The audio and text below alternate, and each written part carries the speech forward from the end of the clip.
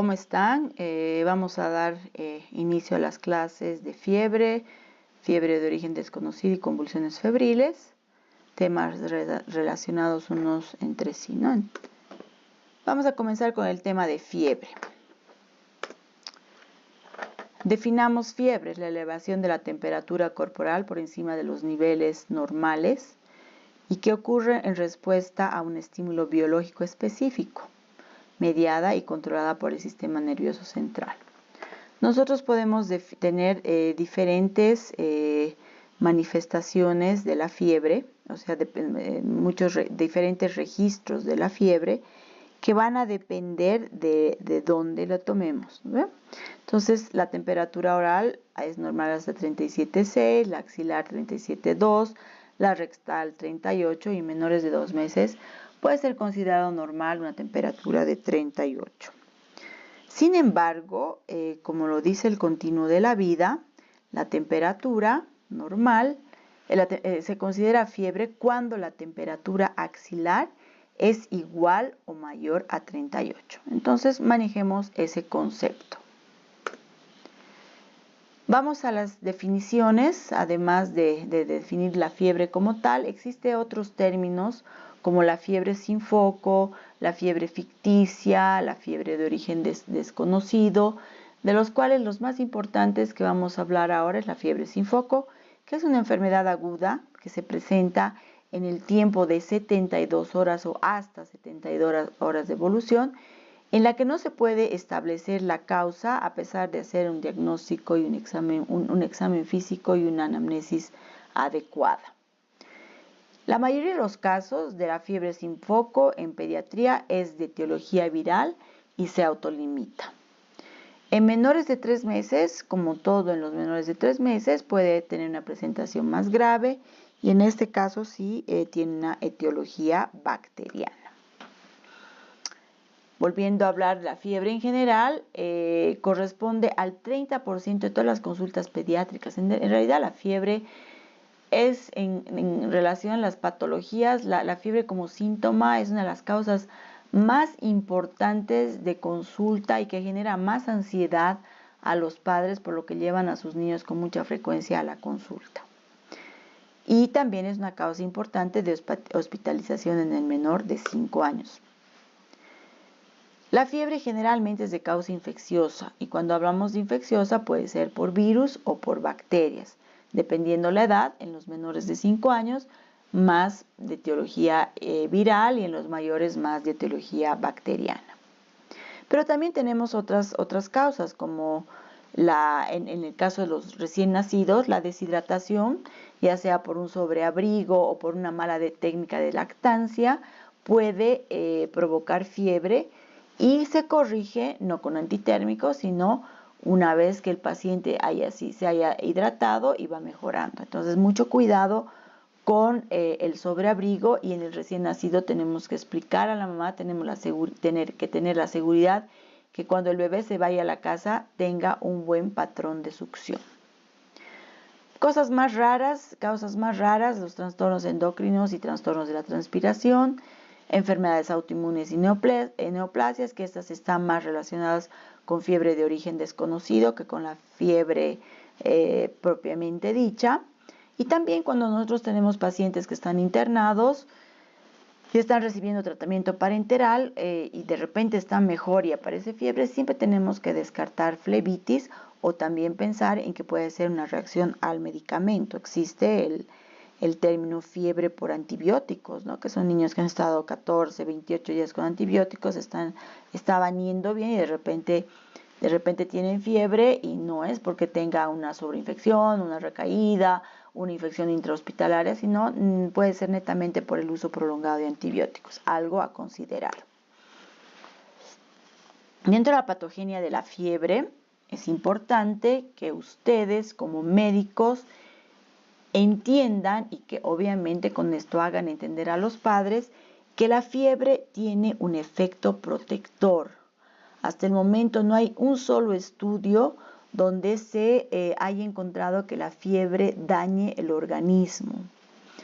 ¿Y por qué tiene un efecto protector? Porque tiene varias acciones, ¿no? Inhibe la multiplicación y la supervivencia de algunas bacterias o virus, disminuye la ferritina de la sangre, estimula los linfocitos helper, libera los macrófagos controlan a los virus, se los comen, si vale el término, entonces, entre muchos otros beneficios.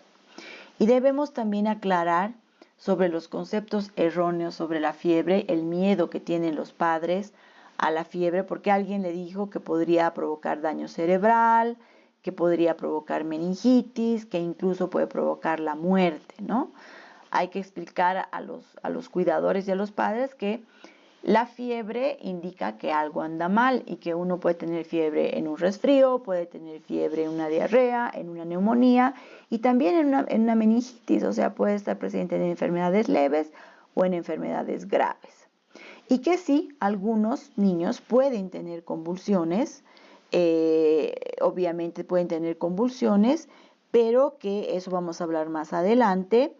Y eso está relacionado con otros problemas, ¿no? Que tiene que ver con la maduración del sistema nervioso central y el centro termorregulador. Y también explicar que no existen daños permanentes por la fiebre. Porque si así fuera, todos en el mundo tendríamos algún daño provocado por la fiebre. Porque tengo la seguridad que todos nosotros en algún momento de nuestra vida hemos tenido fiebre.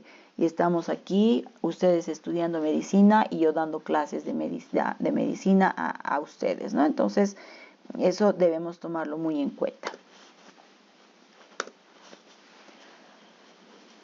Las manifestaciones clínicas dependen de la gente. O sea, un cuadro viral generalmente va a provocar fiebres no altas, no mayores a 38,5 en la mayoría de los casos. Y una etiología bacteriana va a provocar generalmente fiebres mayores a 39 o 40. En la edad, por ejemplo, un recién nacido menos frecuentemente va a presentar fiebre. Lo que ellos presentan son distermias, ¿no? Y tienen más que todo hipotermias más que fiebre, ¿no? Pero ya los otros niños van a manifestar su alza térmica secundaria a un proceso infeccioso. Y dependiendo de la respuesta de cada paciente, podemos tener desde síntomas muy simples como decaimiento hasta otras manifestaciones más importantes llegando al delirio, ¿no? Es así que el paciente, como les había dicho, puede tener malestar general, puede tener escalofríos, taquicardia. Tenemos que explicar a los padres porque ellos se asustan tanto cuando su niño está con fiebre y su corazón está pues a 1000 por hora, que la taquicardia, la fiebre aumenta la frecuencia cardíaca, por lo tanto hace parte de las manifestaciones clínicas y debemos tranquilizar a los padres. En los adolescentes o en los niños, principalmente en edad escolar, la fiebre alta puede provocar delirio o alucinaciones. Manifestaciones sistémicas como compromiso del estado general, cefalea, mialgias, artralgias también pueden estar asociadas. Y las convulsiones, como ya la mencionamos, ¿no? Entonces, para hacer un buen diagnóstico, tenemos que hacer una buena anamnesis, tenemos que hacer un examen físico completo. No es como decir, le veo la gargantita, no tiene inflamación, no sé por qué será la fiebre, o viceversa, ¿no? Le veo la garganta, está roja y por ahí viene la fiebre, ¿no? Y los exámenes de laboratorio y gabinete no se hacen en todos los casos y van a depender de qué hemos visto, qué hemos escuchado para decidir si los realizamos o no. Entonces, en la anamnesis hay algunas preguntas importantes, como por ejemplo el esquema de vacunas, porque con las vacunas antineumocócicas, contra el hemófilus, rotavirus, de repente tenemos menos riesgo de que la fiebre sea por estos agentes que ya tienen prevención por la vacuna. También preguntar por viajes recientes, contactos con niños o personas enfermas que hayan podido contagiar al niño, la asistencia a guardería, que es un lugar donde los niños se agarran todo tipo de infecciones, generalmente virales, los antecedentes alimentarios, a ver si comen mucho en la calle, pensando en intoxicaciones alimentarias, pensando en fiebre enteral, que la manifestación inicial puede ser solamente fiebre. También es importante preguntar sobre el tiempo de inicio de la fiebre, ¿no? No es lo mismo una fiebre de 24 horas que una fiebre de 6 días, ¿no? Entonces eso es muy importante, y los síntomas asociados a esto, o sea, que tiene tos, tiene diarrea, no tiene síntomas, o tiene decaimiento, tiene escalofríos, o tiene mucho malestar general. Entonces debemos preguntar eso, ¿no? Y en el examen físico, además de lo habitual, ¿no? Debemos registrar la temperatura, de preferencia la temperatura axilar. Si bien la temperatura más fiable es la rectal, actualmente se recomienda que controlemos en todas las edades la temperatura axilar, usando termómetro de mercurio, los electrónicos o el timpánico infrarrojo. Esas cintas que ponen en la frente, el termómetro que hemos usado mucho en la pandemia, pero tenía sus razones, ¿no? Era para no acercarse mucho al paciente. Esos no están aprobados para el control de la temperatura en niños. Hay que contar la frecuencia cardíaca, porque si bien la taquicardia puede ser parte de acompañar a una fiebre elevada, también esto nos puede indicar una respuesta inflamatoria sistémica, ¿no? Otro dato muy importante es el llenado capilar. Cuando mayor a 3 segundos es un marcador de riesgo para enfermedad grave. Es un signo precoz de hipoperfusión, que quiere decir que nos está alertando a un shock, y puede ser un shock séptico, ¿no? Cuando tenemos el llenado capilar lento y además taquicardia, debemos medir la presión arterial. Si está hipotenso, estamos frente a un niño con shock. Y eso hay que actuar inmediatamente, porque este paciente, dependiendo la edad, se nos puede morir en horas. El tiempo de duración de la fiebre no predice enfermedad grave, por si acaso. Pueden ser otras causas que nosotros tenemos que investigar. ¿Cómo manejamos al paciente con fiebre? En el menor, eso va a depender mucho de la edad del paciente, ¿no? En el menor de 28 días debemos internarlo. ¿Por qué? Porque este tiene alto riesgo de infección bacteriana grave y alto riesgo de complicación en horas, ¿no? Internar, realizar laboratorio con hemograma, hemocultivo, examen general de orina, urocultivo, tinción gran en heces y coprocultivo si es que el paciente tiene diarrea. Y si hay sospecha de meningitis, se debe realizar una punción lumbar e iniciar inmediatamente antibióticos parenterales. Obviamente, como les dije antes hay que descartar otras causas de fiebre, ¿no? La deshidratación que les había mencionado, por una mala técnica de lactancia o por un sobreabrigo. En los menores de 3 meses, el menor de 3 meses todavía es una edad de riesgo para cualquier enfermedad. O sea, por ejemplo, el niño con infección urinaria menor de 3 meses se tiene que internar.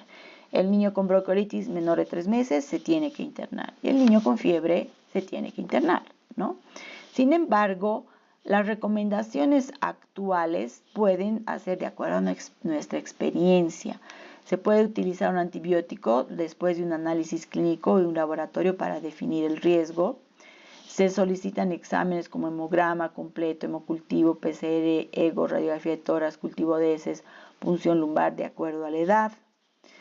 Entonces, como nosotros vivimos en un medio donde no sé si podemos confiar en la mayoría de la población, yo les recomiendo que el menor de 3 meses debe ser transferido para internación. ¿Por qué? Porque estos tienen un riesgo de 5 a 10% de hacer una infección bacteriana grave. Ya en el mayor de 3 meses utilizamos el esquema de luz de tráfico, que ustedes lo tienen en el texto de la cátedra. Existen muchos criterios en general de Rochester que nos pueden ayudar a definir, pero a mí me gusta la luz de tráfico porque está más resumido y les orienta mucho a qué hacer, ¿no? Y es además de 3 meses hasta hacia adelante, ¿no? Y también nos ayuda al manejo. Entonces, ustedes tienen en el texto de la cátedra este cuadrito, ¿no? Donde el de mayor riesgo es el rojo, y el riesgo intermedio el amarillo y el riesgo verde es de bajo riesgo. Por ejemplo, si yo tengo un paciente que llega a mi consulta y tiene quejido, está dentro del alto riesgo. A este paciente no lo puedo mandar ni puedo pensar, a ver, lo observaré, lo interno. Si mi paciente tiene quejido y aleteo nasal, si bien tiene datos en la columna amarilla, el quejido es un dato que me dice internamos, ¿no? Entonces, son esas ustedes vean la frecuencia cardíaca, vean la coloración, la respiración, aquí falta todavía más datos que están en el texto y la recomendación es rojo se interna. Por otro lado, hay un capítulo aparte que ustedes van a ver, que va a ser dado por la doctora Diana Molina, habla también del triángulo de evaluación pediátrica. El triángulo de evaluación pediátrica es algo que nos permite, solamente con mirar, nos permite determinar la gravedad del caso. Y se basa en la apariencia, en el trabajo respiratorio y en la circulación de la piel. Ustedes tienen aquí todos los datos y que van a ser vistos de forma más completa con la doctora Molina, pero si se dan cuenta, tiene muchas cosas que tienen en la luz de tráfico, ¿no? Con relación al tratamiento, hemos dicho que la fiebre es un mecanismo de defensa. Sin embargo, debemos ayudar al paciente a que se sienta mejor. Uno de los pilares es hidratar al paciente. Si nuestro paciente no está hidratado y le damos un montón de antitérmicos, probablemente no consigamos bajar la temperatura. Porque el niño con fiebre se deshidrata, el niño enfermo no quiere comer, el niño enfermo no quiere beber líquidos, entonces, pero sí les damos mucho antitérmico, ¿no? Entonces no baja la fiebre y le seguimos dando, y con un riesgo, si damos ibuprofeno, de hacer un daño renal. Entonces debemos hidratar al paciente, debemos ofrecer agua, líquidos, a sorbos pequeños y de forma constante, principalmente durante la fase febril, y alimentarlo de acuerdo a la tolerancia del niño, también de forma frecuente y en pequeñas cantidades si es que él está inapetente. Los medios físicos. Los medios físicos, como siempre se utiliza, ¿no? La esponja con agua, bañarlo con agua tibia, quitarle la ropa, no están indicados, es algo que ya no se recomienda. El uso de agua fría tampoco. ¿Por qué? Producen vasoconstricción. ¿Y qué es lo que nosotros necesitamos cuando el niño está con fiebre? Vasodilatar, no provocar una vasoconstricción, porque con la vasodilatación vamos a disipar el calor. Y por ejemplo, la esponja con agua o el agua fría, ¿qué hacen? Hacen vasoconstricción, y eso no es lo que queremos, ¿no? Y mucho peor si utilizamos alcohol, porque hay un riesgo alto de toxicidad, porque hay una buena absorción por la piel. Así que mucho cuidado con esas costumbres, ¿no? De utilizar, de realizar durante la fiebre, porque es miedo a la fiebre básicamente, ¿no? El tratamiento farmacológico. ¿Podemos dejar a un niño sin antitérmicos? Podemos. La fiebre no le va a hacer daño, ¿no? Pero ¿por qué damos un antipirético? No es para reducir la temperatura del cuerpo, porque nosotros si consideramos que es un niño, que es un mecanismo de defensa, ¿por qué vamos a quitar la fiebre, verdad? Damos el tratamiento porque queremos aliviar el malestar del niño, ¿no? Y obviamente con esto mejorar la ansiedad de los padres. La reducción de la temperatura no es beneficiosa para el control de las infecciones. Son estudios que se han realizado, por lo tanto, hay que calmarse con la fiebre. Tampoco previene la convulsión febril. O sea, si nosotros tenemos un paciente que tiene susceptibilidad a la convulsión, va a convulsionar, inclusive si le damos antitérmico, porque es una reacción de otra índole, ¿no? Así que hay que tranquilizarse con eso. Ahora, cuando nosotros tenemos patologías donde el paciente puede no estar hemodinámicamente estable, donde tiene un gasto mayor por un gasto respiratorio, ¿no? por un gasto cardíaco, por una anemia donde necesita más glóbulos rojos para poder mejorar, ahí sí debemos dar antitérmico para mejorar hemodinámicamente, para que el organismo no esté trabajando con sus patologías de base o con su patología aguda, y encima tiene que estar luchando con los otros síntomas que provoca la fiebre. Entonces ahí sí se puede dar inclusive antitérmicos con horarios. ¿Cuáles son los medicamentos que más utilizamos? El paracetamol y el ibuprofeno. Estos dos están aprobados por la FDA. El metamizol o la dipirona es un medicamento que nosotros utilizamos, pero así, y además el inyectable es como está de moda ahora, ¿no? O sea, llega el paciente 38.5 y lo pinchan. Llega el paciente, recibió paracetamol hace 1 hora y no mejoró, lo pinchan. O sea, realmente el metamizol parece que se ha vuelto el mejor amigo del médico para el manejo de la fiebre, pero es porque creo que estamos teniendo mucho miedo a la fiebre y eso hay que entender que no es así, ¿no? No debe ser mayor a 3 días el uso de estos medicamentos y no es necesario administrar con horario. Muchos de los médicos dan dele paracetamol 20 gotas cada 8 horas por 3 días. No, dele el paracetamol cuando sea necesario, pero respetando entre una dosis u otra 6 u 8 horas, que es diferente, ¿no? El uso de antibióticos cuando hay fiebre, no.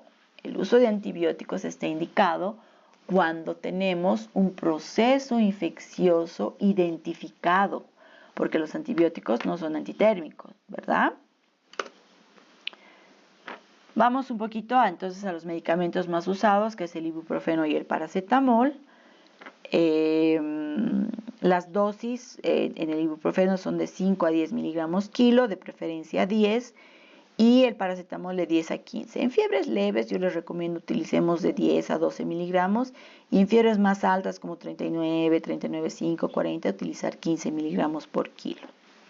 El intervalo de la dosis del ibuprofeno ideal 8 horas, pero se puede usar cada 6 horas. En la dosis del paracetamol ideal cada 6 horas, pero se puede usar cada 4 horas. El pico de concentración plasmática del ibuprofeno es a los 60 minutos, o sea, tarda más, y el paracetamol a los 30. Pero el tiempo de reducción que tiene para reducir la temperatura del ibuprofeno es a las 2 horas y el paracetamol a las 3. Por lo tanto, debemos explicar a los padres que la fiebre no va a bajar rápidamente porque el medicamento tiene un tiempo de acción. En ese momento tenemos que recomendar que el niño tome líquidos, quitarle la ropa abrigada, llevarla a una habitación más fresca, ¿ve? No ponerle ropa caliente. Si siente escalofríos, por ejemplo, si ustedes sienten frío y escalofríos los destapan, qué horrible, pónganle una sabanita, pero no una frazada, ¿no? Y también recordar que el tiempo de acción del ibuprofeno es de 4 a 8 horas y el del paracetamol 4 a 6 horas, ¿no? Mucho cuidado con usar ibuprofeno cuando el paciente tiene deshidratación. Con relación al tratamiento usando la luz de tráfico, tenemos cuando es el rojo, cuando hay síntomas en la columna roja, internar o transferencia de forma inmediata a un centro de salud. Cuando es amarillo, si ustedes son médicos generales, no se metan a grandes cosas, transfieran a un pediatra o un centro hospitalario. Y verde, podemos tratar en domicilio con recomendaciones explicando los signos de peligro para retornar a la consulta. Continuemos con la fiebre de origen desconocido, y es la fiebre que tiene más de 8 o más días de duración. En algunas revisiones o algunos consensos se dice que son de 14 días de evolución. En pediatría la mayoría considera de 8 o más. Donde la causa no se ha determinado después de haber realizado una anamnesis y examen físico exhaustivo y que se ha hecho pruebas diagnósticas simples. En general representa una manifestación poco común de una enfermedad común, infecciosa en el caso de pediatría. La etiología más importante, como les había dicho, es infecciosa, viral o bacteriana. Ya dependiendo de la edad, podemos pensar en las mesenquimopatías o las enfermedades del colágeno o las neoplasias. Y menos frecuentemente, aunque hemos tenido muchos pacientes que ingresan con fiebre de origen desconocido, entran sin diagnóstico y se van, o sea, sin etiología y se van sin etiología, después de haber hecho un montón de exámenes, ¿no? Y obviamente para esto tenemos que relacionarnos con las manifestaciones clínicas, ¿no? Una neoplasia se manifiesta de forma diferente. Las neoplasias más frecuentes relacionadas con FOD son las leucemias y los linfomas. En las enfermedades del colágeno, la artritis reumatoidea juvenil, por ejemplo, o la enfermedad de Still, y en las infecciosas, bueno, ahí tenemos virus y bacterias, ¿no? Esto no está en el texto de la cátedra, pero sí quisiera que lo tomen en cuenta. Hay otros criterios para definir FOD, para apoyarnos a FOD, y es aquella que se presenta todos los días mayor a una semana de duración, en este caso hemos dicho, ¿no?, hasta 8 días, o mayor a 2 a 3 semanas en los adolescentes. La fiebre debe ser documentada por un agente de salud. La fiebre, y el otro criterio es la fiebre sin diagnóstico, una semana después de iniciadas las investigaciones, después de haber hecho anamnesis, examen físico y estudios de gabinete, ya sea en forma ambulatoria o en un hospital. El diagnóstico debe dirigirse a descartar enfermedades prevalentes de acuerdo a la edad, realizar, como hemos dicho, historia clínica completa, viajes recientes, exposición a animales, contacto con personas enfermas, enfermedades previas, antecedentes de hospitalizaciones, etc., ¿no? Determinar el horario de la fiebre, las fiebres nocturnas, o sea, cuando pensamos en una fiebre tifoidea, la intensidad, ¿no? La intensidad de los síntomas asociados, escalofríos, malestar, vómitos, etc. Y los exámenes de laboratorio y gabinete deben estar dirigidos por los hallazgos clínicos más que por un protocolo. ¿Cuáles son los exámenes básicos? Un hemograma completo, reactantes de fase aguda, una proteína C reactiva, una velocidad de eritrosedimentación, aquí falta una procalcitonina, hemocultivos, examen general de orina y cultivo de orina, radiografía de tórax si indicada, ¿no? Si tiene clínica, un frotis sanguíneo, gota gruesa o PCR si hay posibilidad de malaria, o también pensar en dengue, aunque el dengue tiene otra manifestación, no está relacionada con FOD. Y en casos de sospecha de tuberculosis, porque tiene un contacto tuberculosis, hay que hacer el GeneXpert. PPD ya no es, la baciloscopía en niños no es positiva, ¿no? Si no se puede definir diagnóstico, ahí vamos a otra etapa y vamos con estudios de gabinete, ¿no? Por ejemplo, ecografía abdominal, radiografía de senos paranasales, pruebas de función hepática, pruebas de función renal, pruebas para descartar colagenopatías, estudios para VIH. Los adolescentes, infelizmente, cada vez inician relaciones sexuales sin protección, con alto riesgo de adquirir esta enfermedad. Ya vamos con el centellograma, tomografía, resonancia magnética, llegando inclusive a realizar mielocultivos o una laparotomía exploratoria. Esto se hace ya en un tercer nivel, ¿no? En la mayoría de los casos el pronóstico es favorable y remite la fiebre después de un tratamiento adecuado. Y aquí el tratamiento adecuado depende de lo que vamos a encontrar, si es infeccioso, antibióticos, si es una neoplasia, quimioterapia, si es una colagenopatía, los tratamientos específicos. Y a veces se van sin tratamiento y remiten sin tratamiento los pacientes en un tiempo determinado con FOD de etiología no determinada. Pasemos ahora a la convulsión febril. La convulsión febril, primero, ¿qué es? La convulsión febril son las crisis convulsivas desencadenadas por fiebre y que se presentan entre los 3 meses y 5 años de edad. Alguna literatura que ustedes revisen también puede decir entre los 3 y 6 años de edad. Existe otras definiciones como la convulsión febril plus, que son crisis convulsivas asociadas a fiebre y que se presentan después de los 6 años, que tienen antecedentes previos de crisis febriles o no, y que posteriormente pueden estar asociadas a crisis epilépticas sin fiebre. O sea, hay que tener mucho cuidado en estos pacientes, tratar como una crisis convulsiva febril, pero pensar que esta puede ser un debut de una epilepsia, ¿no? El estado convulsivo febril es la crisis con duración mayor a 30 minutos o más cortas, pero sin recuperación del estado de conciencia, o sea, un periodo posictal prolongado. Sin embargo, ya la ILAE considera que un estatus epiléptico puede comenzar a partir de los 5 minutos.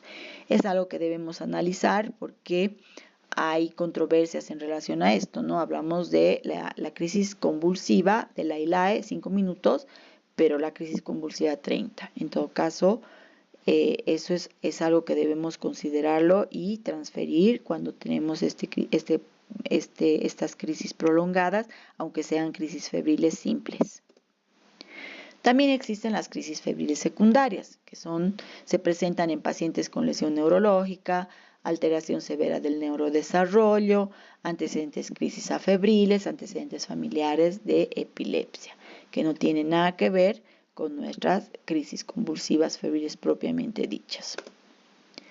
Bueno, vamos entonces a hablar ahora de las crisis convulsivas y sus manifestaciones, crisis convulsivas febriles y sus manifestaciones clínicas.